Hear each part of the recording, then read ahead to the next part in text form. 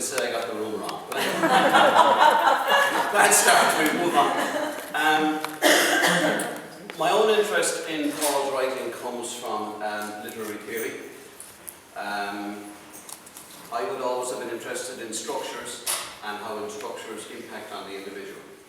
And some of the writers I read, people like Jacques Derrida, Alain Badiou, Slavoj Žižek, talk about Paul. My memory of Paul, I've never read him, was like so many of us being in Mass on a Sunday and someone saying a letter from St. Paul to, and I was always fascinated by the names, the Ephesians, the Colossians, Cappadocians, all of these. But I never listened, really. I just sat there. And it was only, I suppose, with a friend of mine, we started doing a thing about cultural remit of Catholicism. I started looking at Paul and seeing how he worked. I'm starting, I suppose, from my own bailiwick, which is a writer, Terry Pratchett, wrote about a place called Omnia. And Omnia had a religion called Omnianism. The whole country was built around this religion. The priests, the buildings, the schools, the education, everything was part of this religion. That's a very jazzy transition. Not my transition. I sense the hand of somebody else in this, but anyway. He describes it there. It extended from this temples, churches, schools, dormitories, gardens and towers growing around each other. When the sun rose, reflections of the doors of the central temple blazed like fire. They were bronze and 100 feet tall. On them, in letters of gold, set in lead, were the commandments. There's 512 of them so far, and the next prophet that is ones, and they all laboured under the great God. So it's a book about religion.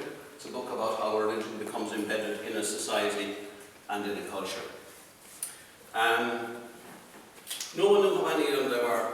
Some things had a way of going critical. There was only one Synobriac, the superior iam, that was certain, and 6 archpriests, 30 lesser iams, hundreds of bishops, deacons, subdeacons, priests, and novices like rats in a grain store, and craftsmen, bull readers, torturers, and vestigial virgins. No matter what your skills, there was a place for you in the citadel. So he's describing a world where Omnianism is central to everything that happens in that culture. Those who believed carried out the rituals prospered. Those who didn't were subject to the quisition, parody of the Inquisition. The premise of the book is that a reciprocal relationship between gods and belief. In this universe, gods grow according to the amount of strength in them. The process is described as beginning organically, like a shepherd finding a lost lamb and finding it among briars, and it takes a minute or two to build a small cairn of stones just to thank whoever helped you find it. Often it stops there. Sometimes it goes further. More rocks are added, more stones are raised. A temple is built on the site where the tree once stood. The god grows in strength. The belief of worshippers rising upward like 1,000 tons of rocket fuel. For very, very few, the sky's the limit. But Pratchett's book has a twist. In the manner of many such religions, there's a second coming that the great God Am returns to earth. And given that the whole country is dedicated to his cause, you'd expect him to come back in triumph. But when he comes back, while the highest priests are political leaders and cultural leaders, you'd expect him to come back.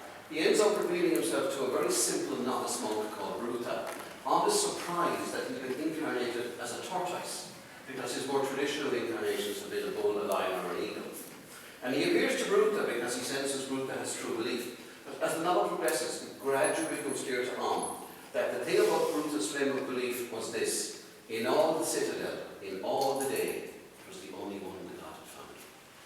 So the great God Am comes back to earth. He comes back to Omnia, his own kingdom, where everything is built in his name and around him. And he can find one believer. And that's a novice, quite a simple-minded novice, called Bruta, who's not an important person in the thing at all. So despite the structural centrality of Omnianism, the actual real belief in Am has been attenuated to one rather simple-minded novice. And later on in the book, Am explains he's actually one of the more, he's actually one of the nicer characters in the book. Am, he's very, very witty. Right, so now listen. Do you know how gods get power? Like people believing in the Bruta said. Millions believe in you. Am hesitated. All right, we're here. It's now. Sooner or later, he'll find out for himself. They don't believe, so. But it's happened before as a tortoise, dozens of times. Do you know Araxes found the lost city of Eve? Very strange carvings, he says. Belief, he says. Belief shifts. People start out believing the God and end up believing in the structure. And I don't think it takes a literary critic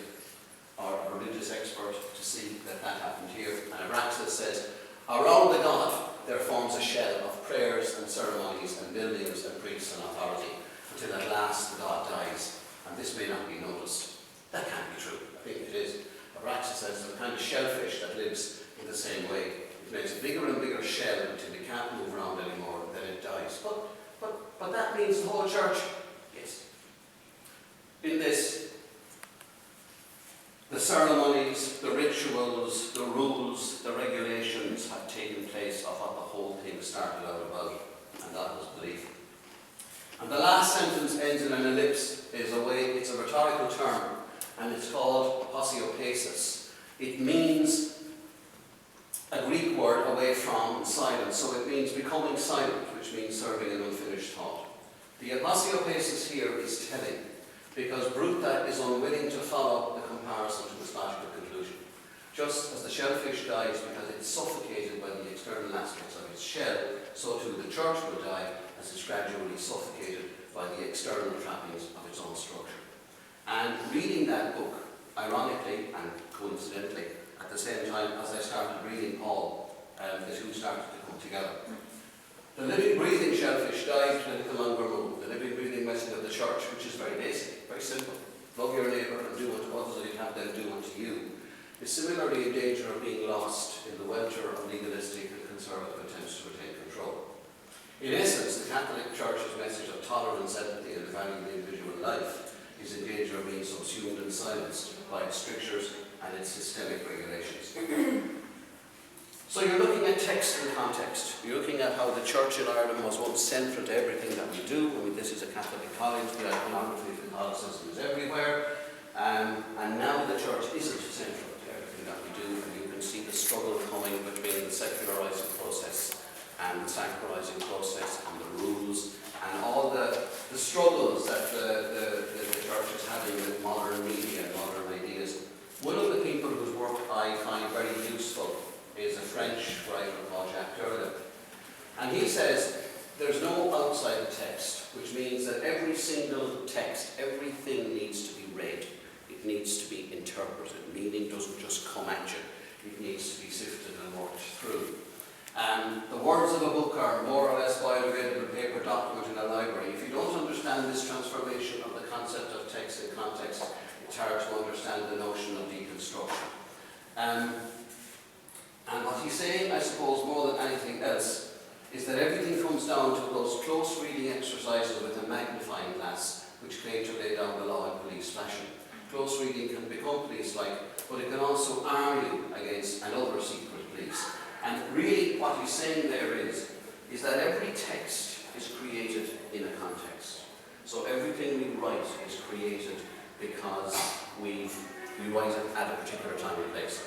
And every text is also capable of changing context. So a number of years ago, people started worrying about the planet and the environment, and they were left out of the list. Now we have 10 green TDs in Ireland, we have more.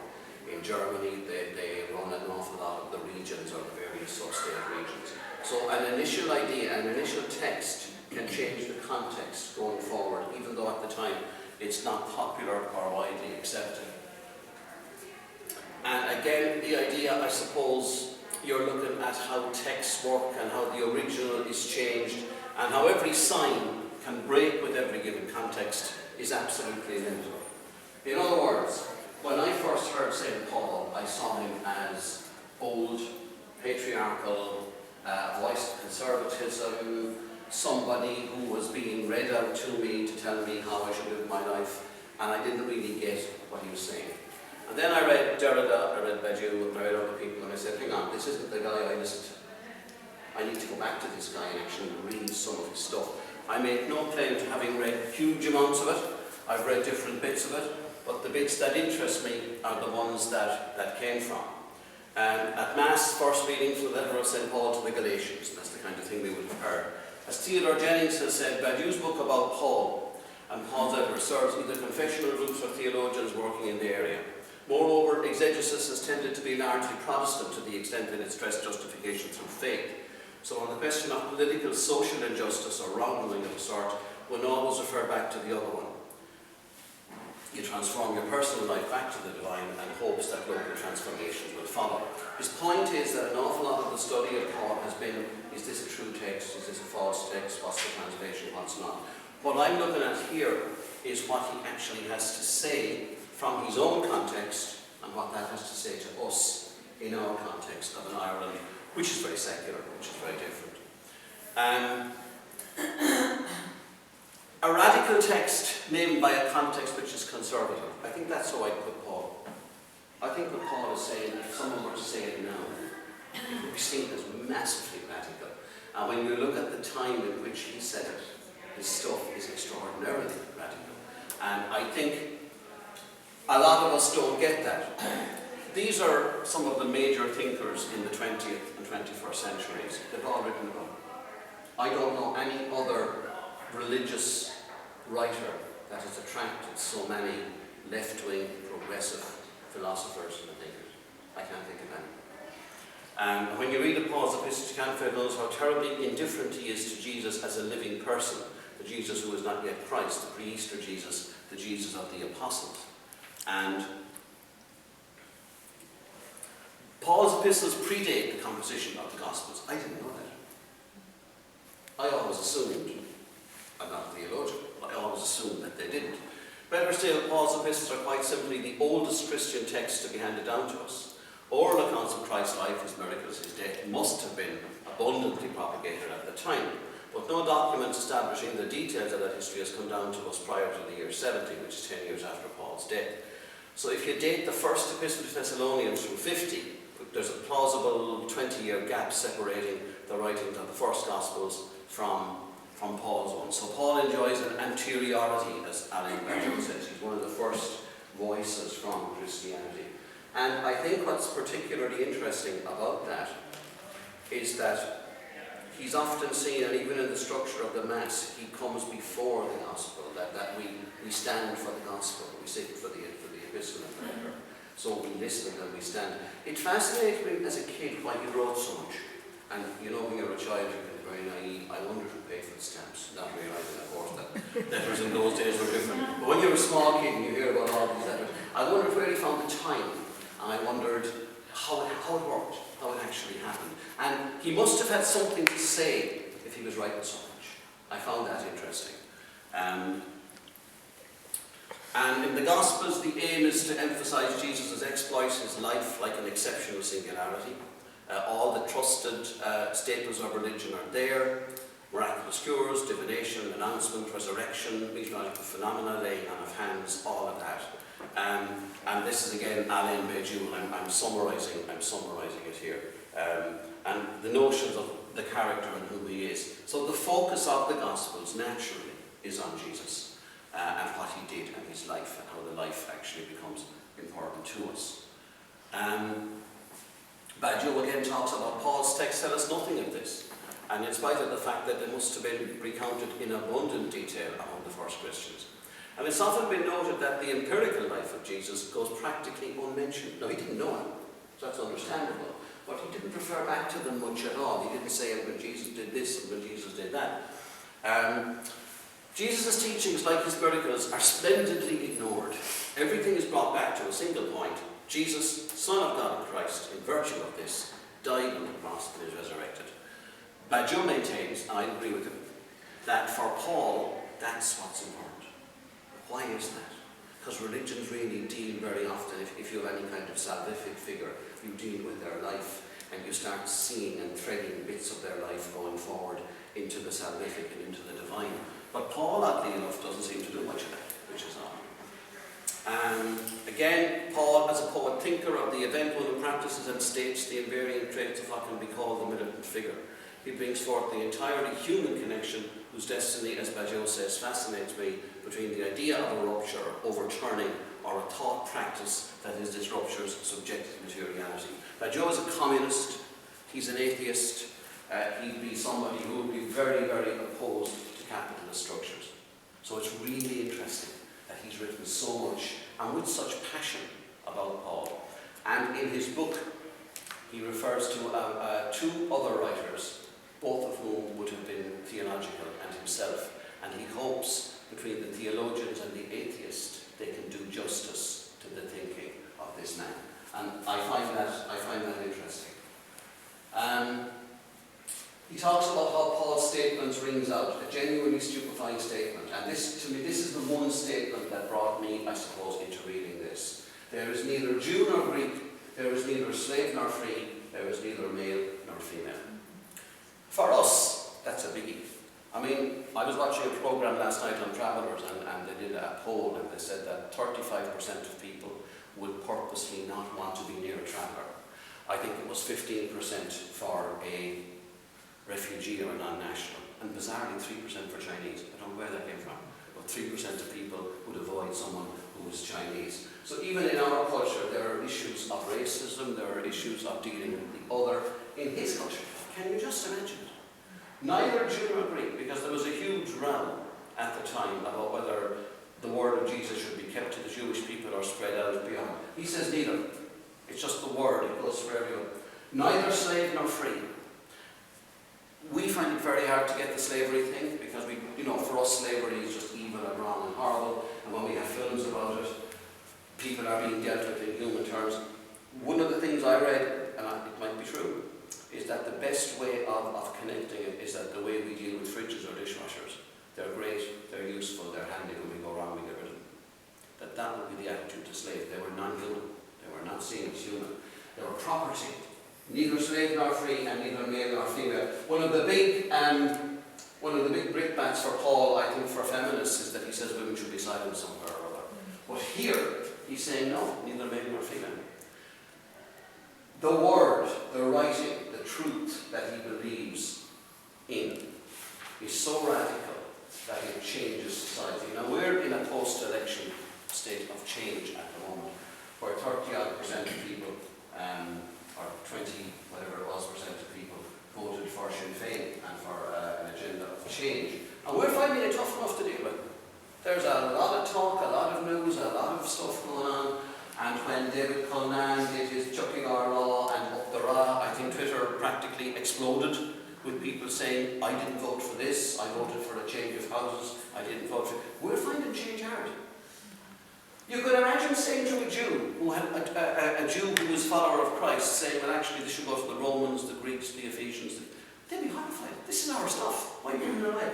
Imagine saying it was a flavour free, that I'm the same value as my cup over there. Would you say, that's not true? And neither male nor female. We say that. I mean, in the Catholic Church, there is male and female because women can become priests. And this is why this guy, to me, is so amazingly radical. And why I was, I suppose, slightly annoyed at myself that I didn't see that radicality when I was listening to the epistles and the reading. I didn't get those.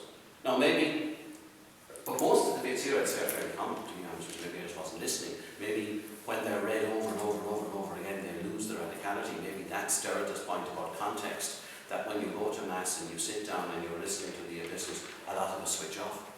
We're not listening. We're there and we shut up, but we're not listening. So, again, back to Paul. For although I am free from all men, I made myself a slave to all, that I might win more, that I might win the more. Again, a person, and in that era, making himself a slave. To us, that's a rhetorical image. But to them, that's really serious. That's like saying, I made myself a refugee. I made myself someone in direct provision, so I could understand people better. And again, that I might win more. To the Jews, I became as a Jew in order to win the Jews. To those under the law, I became under the law, though not myself under the law, that I might win those under the law. To those outside the law, I became outside the law, not being without law toward God, but under the law of Christ, that I might win those outside the law. To the weak, I became weak, that I might win the weak. I have become all things to all men. We now see that phrase, and I didn't know that was where that phrase came from, apparently it is. We now see that phrase as a negative thing. Oh, he's all things to all men, she's all things to all women. But what he's saying is universalism. Now, it's a tricky one for us in post-colonial, post-structural, post-modern, post-national world. Do we have the right to impose our laws on people who are Islamic? Is it right for us to say to women in Islamic countries, you shouldn't wear a hijab? Is it right for us to say to Islamic women who come here, you shouldn't wear a hijab? And for that reason, universalism has got something of a bad press. However, what Paul is saying here, I think is interesting, is that the notions that govern what he wants. And I was doing a late poem this morning, and again, completely, I suppose, coincidentally, he talks about mercy, pity, peace and love is God our Father dear, and mercy, pity, peace and love is man, his child and heir. And they're the universals, I suppose, that he's talking about there and trying to get across. And it's God, but it's Christ for him. It's that somebody would come, I just watched my time here, it's that somebody would come and die, and then that the words didn't die, that the words and the message came back, and that the image of the person came back. For people whose lifespan would have been low, that's a big deal for him. And he uses it particularly interestingly, I think. And again, Slavoj Žižek, another writer, says, this, the first incarnation, a distinct ethnic group, is now a community of free believers that suspends all ethnic divisions. That's an interesting reading of what someone has done. And that this, as he takes from Paul, we have a kind of transubstantiation of the chosen people. God kept his promise of redemption to the Jewish people, but in the process, he changed the identity of those chosen people. Again, you know, we're back to the idea of how change works. That we often say we're voting for change, we want change, do we? Because change means we have to change.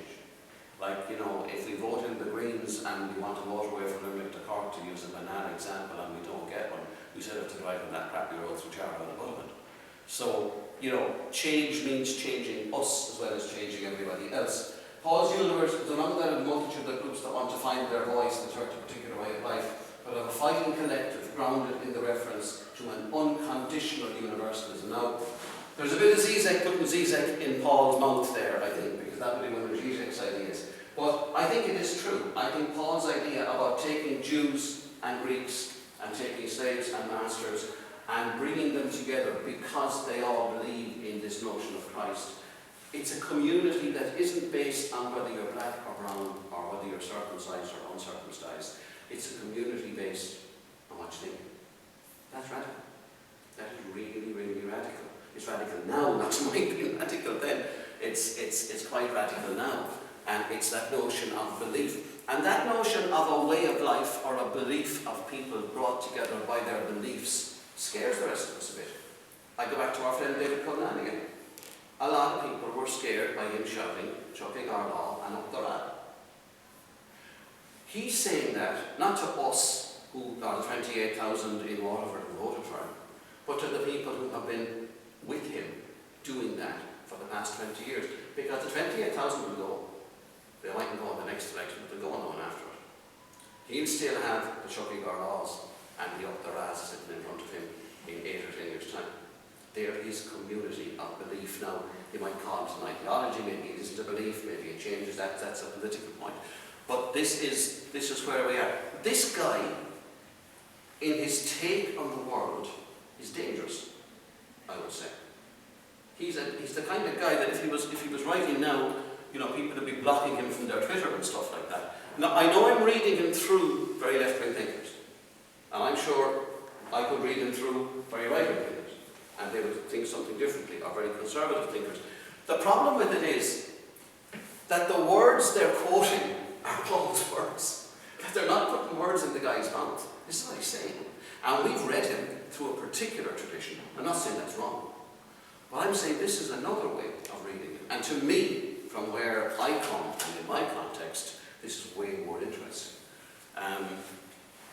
On this account, truth doesn't concern the concept of knowledge and its object. If reality itself be given in advance, then all we do is discover the right or wrong of it. Truth is a process of dynamic operation. It doesn't describe the world as real, it creates it as real, retroactively transforming the past to give meaningfulness to the present. Now that's not Paul, that's Badger. That's what he's doing there. The truth process begins properly with an unpredictable encounter, a break, that will be Christ obviously, or a moment of grace within the existing, it escapes conventional interpretation. In St. Paul, the founder of universalism, it's Paul's saying Christ is resurrected that escapes all previous logic, and he calls that an event. And he maintains in his kind of philosophical scheme that there are a number of events that change things. And who's to say he's right or who's to say he's wrong, but things do change. The Ireland of 20 years ago would not have elected 28, 29, no, 30... 37. 37 Sinn Féin TDs. I mean, 20, 30 years ago, they weren't allowed to talk on the radio. Something changed that. His discussion is that there's an event, some kind of event. An event can be either something sudden and eruptive, or something that goes on for a longer time.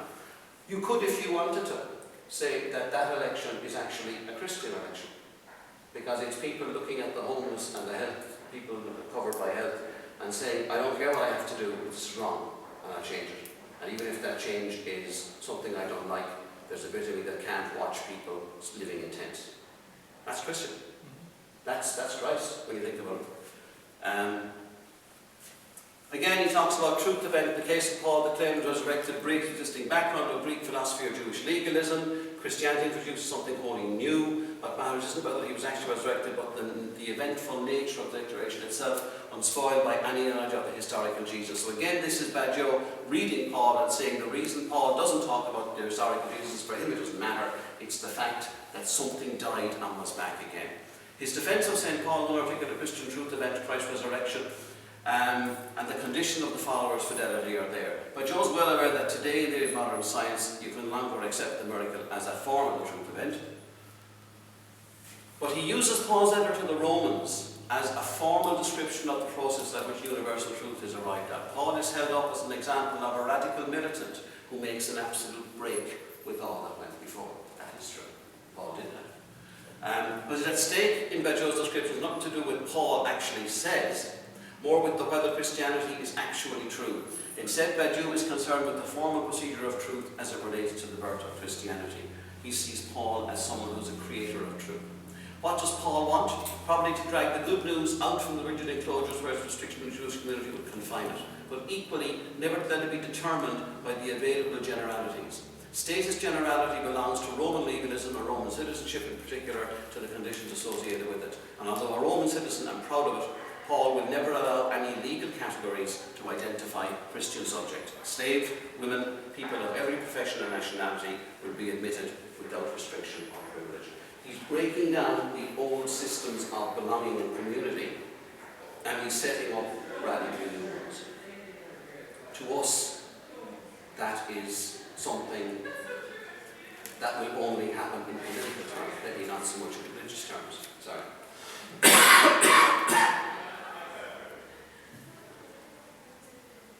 I had 3 tutorials this morning, so my voice is starting to go away. However, I talk at home to my family all the time, and none of them listen to me. Do you think it's a joke? I'm self-mocking, I'm not, they don't listen to me. So it's so lovely to have people who actually will. Maybe I should use PowerPoint as well. There have been a number of cultural recuperations of Paul.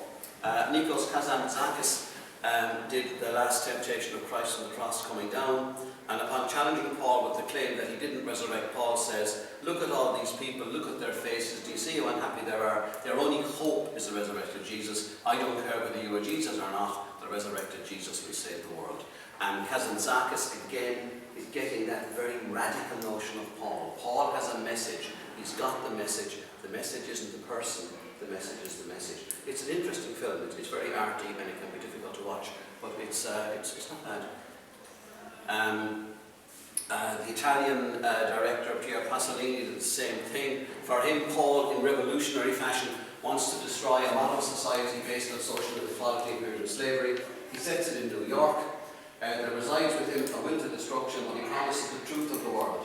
And Pasolini says, Paul is our contemporary because the sudden eruption of chance, the event, the pure encounter, are always at the origins of saintliness. Moreover, today, the figure of the saint is necessary even if the contents of the initiating encounter may vary. 2, by transplanting Paul along with his statements into our century, you see them encountering a real society, every bit as criminal and corrupt, but more subtle and resistant than that of the Roman Empire. He transformed everything. He put Paul in modern New York, all that kind of crack. Didn't change a word of what he said. Which was really interesting. So you have this modern dialogue going on, and you have Paul's stuff just being spoken as he spoke it. And Paul's statements are endowed with a timeless legitimacy as he goes on there. Again, talking about truth. On the one hand, every truth produces breaks with the principle that came before it. A truth procedure interrupts repetition. We're back to context and text again, that some words can actually change the whole context. Truth is always according to the dominant of the count, subtracted from the count. But on the other hand, neither can a truth procedure take root in the element of identity, for it's true that every truth is singular, its singularity is universalizable. And again, the big contradiction, the big aporia, each truth is a single event, but if it's a massive truth, we can repeat bits of it. We might get them all, we might rob over them, we might change over them. So again, to go back to the election, you know, Sinn Féin won it, did they? If they got 28% of the poll, by my faulty maths, there's something like 70-odd% of people who didn't vote for him. 1 in 4 people did. But the truth of that election, small truth, is that Sinn Féin won it. The kind of truth event of it is that people don't like the way things are going, and the fact that that many would vote for Sinn Féin with a history of violence tells the other parties there's a serious problem here. Maybe that's the read through of what we're talking about when we read it.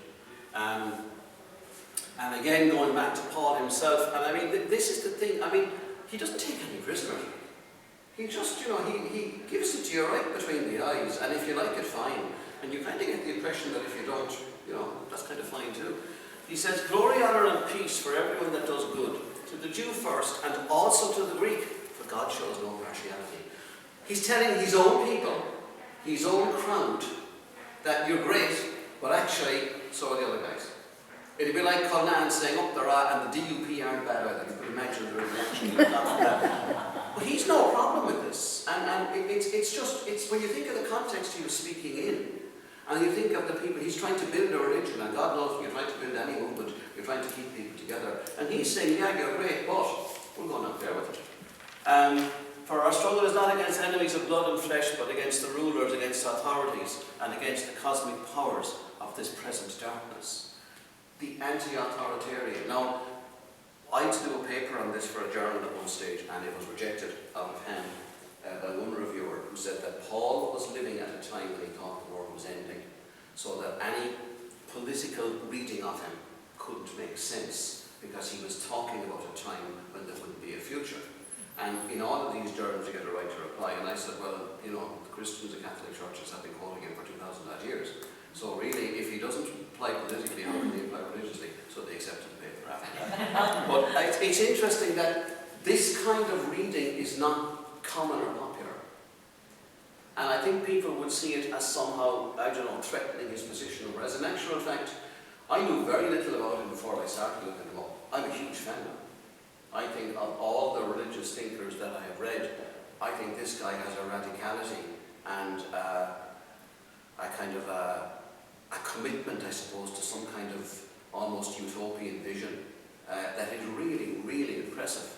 And going back, you might say, how does that tie in with Terry Pratchett?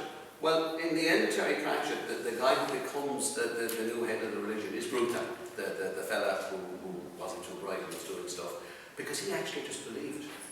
He believed in the truth of that religion, which was basically decent, but they were torturing thousands. And Bruta got rid of all of that and went on and lived happily for 100 years.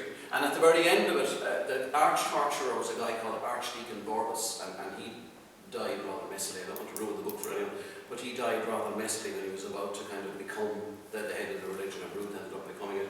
And in their religion, when you die, death brings you to a place, and you have to walk across a big desert. When Bruta eventually dies at 102 in his sleep, death very gently brings him to the desert, and curled up in a ball, shaking, is the picture of Boris, who was died 100 odd years before. A man who was strode omnia, who killed thousands, and was hot and shivering. And Bruta looks at him, and he's tried to kill Bruta at least 3 times in the book. Bruta looks at him, and Bruta looks at Boris, the deacon guy, and he looks down at him and he says, but he died. And the man says, yeah, he won't move. So Bruta puts his hand out, and Vorbis takes his hand and shakily gets up. And Bruta holds his hand, and they walk off into the desert. And then says to him, but he's Vorbis. And the man goes, yeah, but I'm me. So you have that kind of radicality going on at the end of it, that you can't let others kind of define you to do it yourself. I do not nullify the grace of God, for if justification, that's the Greek term for it, were through the law, then Christ died to no purpose. That truth is beyond the law. That's a point he makes over and over again, and it's one that he hits.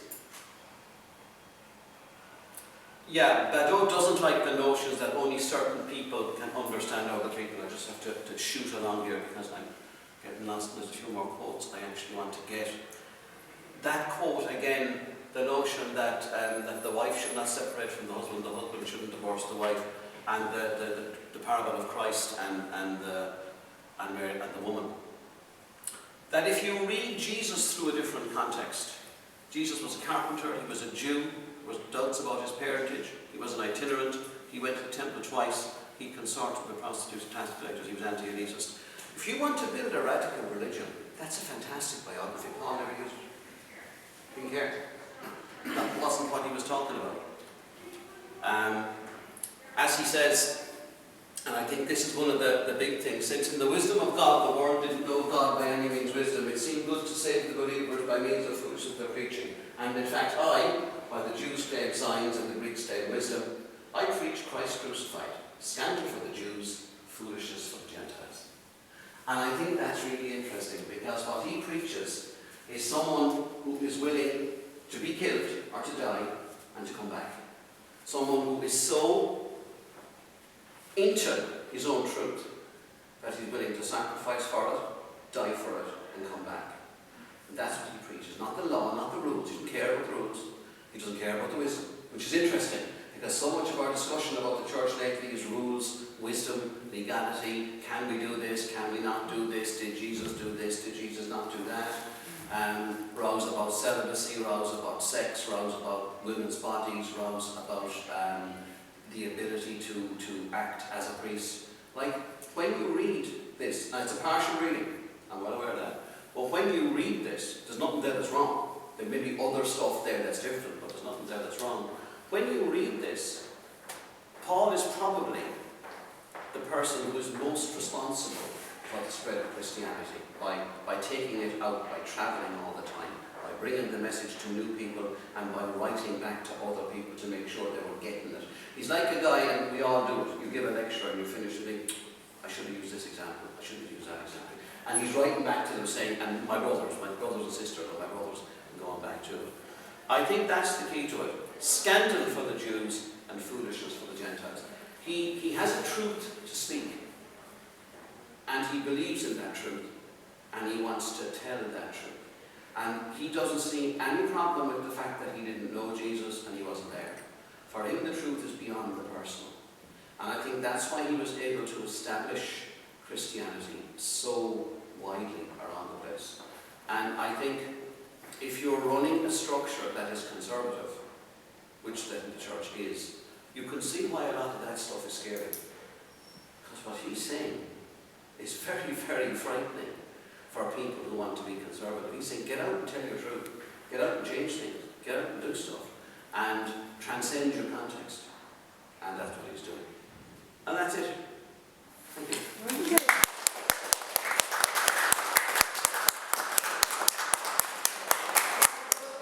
Chris and Lillian, Paul, as we are not used to seeing him or hearing about him, have we any questions? Well, it's an area, as I say, I don't know. A colleague of mine, Sharon Nameless, when he heard I was, because I'm English literature and theory and Irish writing is what I talk about.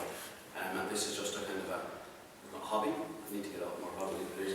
But a colleague of mine who shall remain nameless said to me, St. Paul, what the, I'm attenuated, what the hell do you know about St. Paul? So I think that's probably, so apologies to those of you who know more about that than I do when I'm looking at it, but that's my take anyway, for what's worth. I think our view of Mass is going to be different from that one. Our view at Mass, when we hear a letter from St. Paul, is going to be different from that one. It's amazing how you... It is, yeah. And like I've taken about 12 pages of those kind of quotes. And what I was going to do, and I think it would have been kind of boring, that might have been better, was just to read them and talk about them. Like, it's not just that many. And I haven't read them all. So it's really, really interesting. And I suppose, I don't know, you feel you should have listened more, or you should have got more, maybe it should have been said differently, I don't know. But it is interesting, yeah, it is different. And some of the stuff really is in the epistles, but it doesn't click somehow, I don't know. I don't know why. The source of religion, of what he was trying to say, and how that caught up the individual truths Yeah. versus the overall truths. Yeah.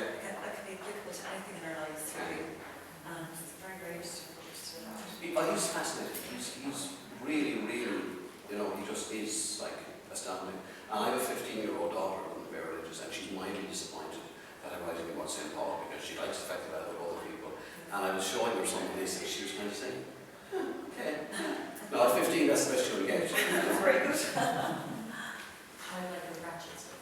I like your Pratchett stuff. She read them all. It's wonderful. It's a brilliant book. You might, if you like a book about religion that's funny, but that's really like pro-religion at its absolute core, it's a magnificent book. There's bits in it that will actually put tears to your eyes. And they shouldn't because he's a funny writer, but there's bits of it where you, and there's bits which you just laugh out loud. It's called Small Gods, and the God has come back as Tom, and he's a tortoise and nobody believes in him, really annoyed. And he's giving out to everybody, and he's hanging on to Ruth for dear life, because if Ruth dies, he dies.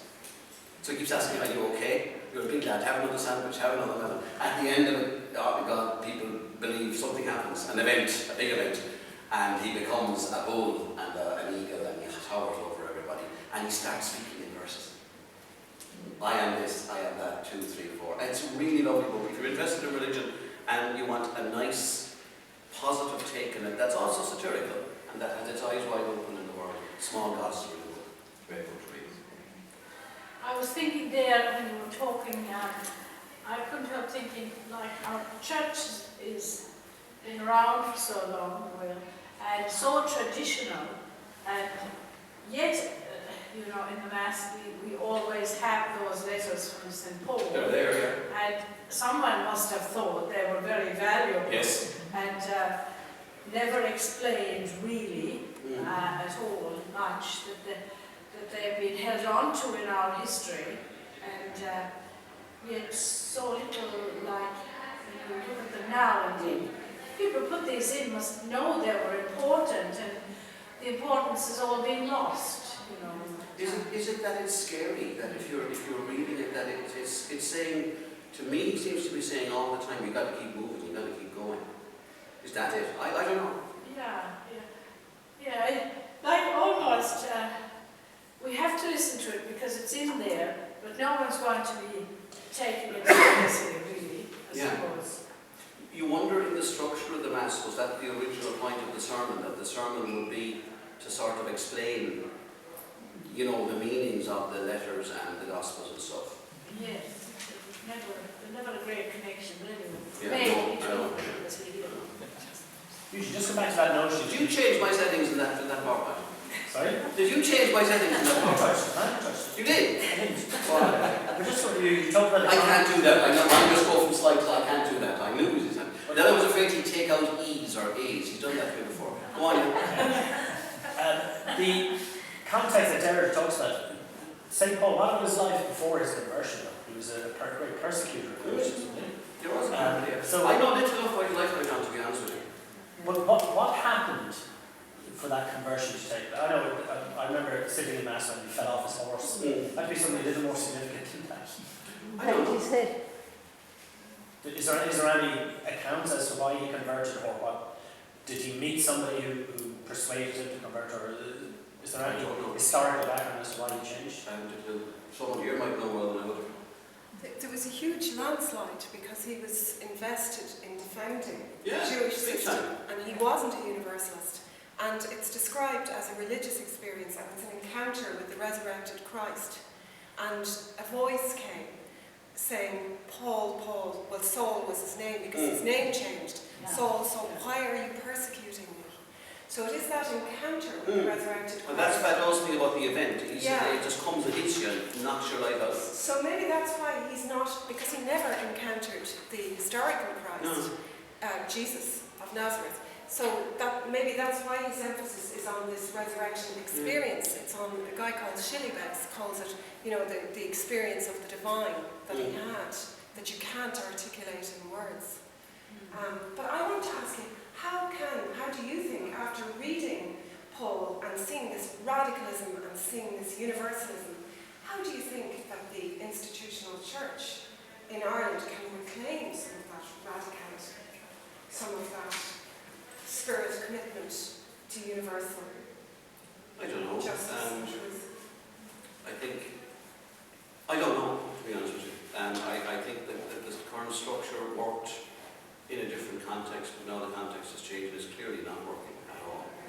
There was a guy in the radio this morning, Immaculate from Carrick, who was talking about German churches. And he said they're having discussions at the moment about women's celibacy, homosexuality, changing the kind of the access or the access to those. And I don't know who the man was. I just got at the end of it that he was like Hewlett and Carrick. He was very interesting. And I think that some younger priests are probably getting that idea. I think older priests find it difficult. Yeah. And I think, like from a psychological level, obviously, if you've had people listening to you all your life, and now they're not, you must feel hurt, and you must feel down, and you must feel bitter, maybe, and angry. I think what's happened is that it's exactly what you said, that you're reading the same stuff over and over and over and over again. You probably just don't read it, you know.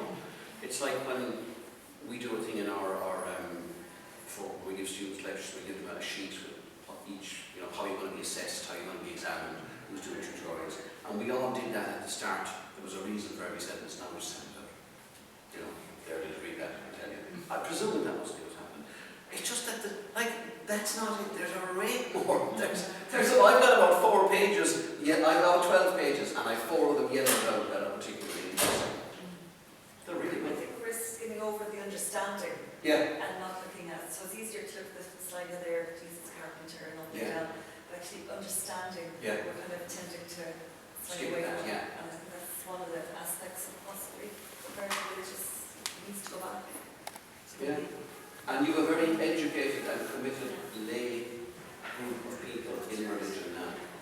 And like before, like in the Catholic tradition, we didn't read the Bible. Priests read it, explained it. Protestant tradition, that's where literary criticism started off, like hermeneutics and that great Schleiermacher and people like that. But maybe now we need to involve, the church needs to involve the people sitting down more, because they're as educated as the people on the altar, they're as committed, they're trying to live a religious life in a secular world. That's hard to do, and maybe we should be listening to more. That would be my women, of course. One last question. Just an observation, Eugene. Do you not see evidence of St. Paul in Pope Francis' actions of late, where he's opened up the palace in the Vatican and has turned it into a hostel for the homeless, where everybody looks after each other there. And I mean, right in the heart of the Vatican, he has put the homeless people on a par with the highest in the church.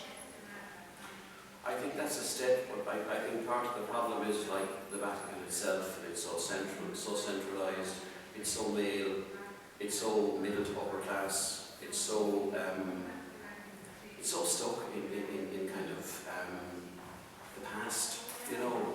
Like, I always think that I'm Father Ted from Dougal, who's a kind of idiot savant, that's who said what to go, the lad who lived in an art gallery. That, you know, like for most of us, that's something you visit, but it's hard to imagine living there. And I don't know what it would take. I mean, when I was a much younger man, I read Hans Kuhn, and I thought he had a lot of decent stuff to say. But I mean, you know, that's. And I'm not religious myself, so you know, I wouldn't presume to tell people how to do it. But I just think that you've a book there, you've a template there that can really get people. If you can get me going, you can certainly get people coming to it, you know, very positively going. I think you'll get us going, looking again at St. Paul and those texts and how they can be interpreted and what they might mean for us. Thanks a million. Thanks, enjoy